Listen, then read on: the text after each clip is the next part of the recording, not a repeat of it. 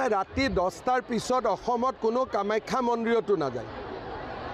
এনে কিছুমান কথা কৈ মানুহক উত্তেজিত কৰিব নালাগে লাগিলে তেওঁ জুনেই নহওক কিয় ৰাতি 10টাৰ পিছত মানুহ কামাখ্যা মন্দিৰতো নাযায়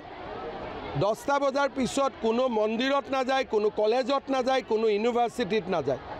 ৰাতি সোণাপুৰত লোকেল মানুহ থাকেতো তেওঁলোকে ইমান মৰমেৰে জাগাখন এৰি দিছে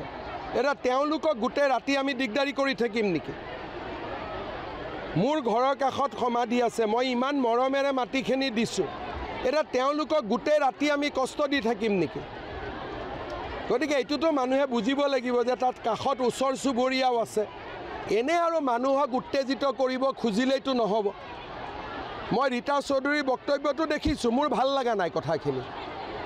কাৰণ তেওঁ আকৌ কৈছে ইয়াৰ পৰা মানসিক বেয়া হ'ব ৰাস্তাত নামি আহিব তাৰমানে ইনডাইৰেক্টলি মানুহক উত্তেজিত কৰি আছে আৰু আমি উত্তেজিত কৰিব বিচৰা সকলোৰে বিৰুদ্ধে চৰকাৰ কঠোৰ হ'ব ৰাতিপুৱা 6টাৰ পৰা 10টা ইমান সময় আছে আৰু সময় লাগিব মানুহ প্লেনেটৰিয়ামত নাযায় ইউনিভাৰ্চিটিত নাযায় সায়েন্স মিউজিয়ামত নাযায় কামাখ্যা মন্দিৰত নাযায় ৰাতি 10টাৰ পিছত কোন যাব তাৰ ওচৰ চুবুৰীয়া ল'ৰাবিলাকে পঢ়িব নালাগিব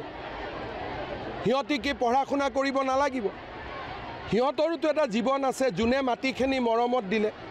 গতিকে চৰকাৰে উত্তেজিত কৰিব পৰা শক্তিবিলাকৰ বিৰুদ্ধে কঠোৰ হ'ব একমাহ মই মনে মনে আছিলোঁ তাৰ মানে এইটো নুবুজায় ভূপেন হাজৰিকা সমাধিটোতো 10টা বজাৰ পিছত কোনো নাযায় এইবিলাক অসমত কি নতুন নতুন নিয়ম আৰম্ভ কৰিব খুজিছে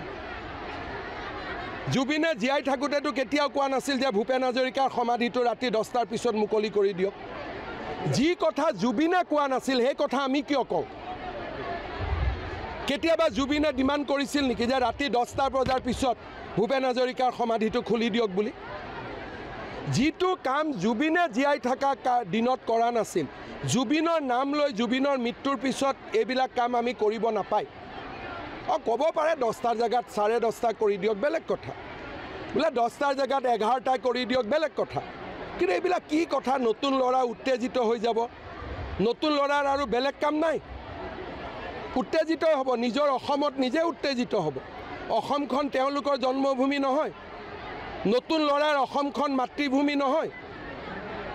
নতুন ল'ৰাই মোতকৈ অসমক বেছি ভাল পায় সেইকাৰণে অসমত আজিলৈকে এটাও গণ্ডগোল হোৱা নাই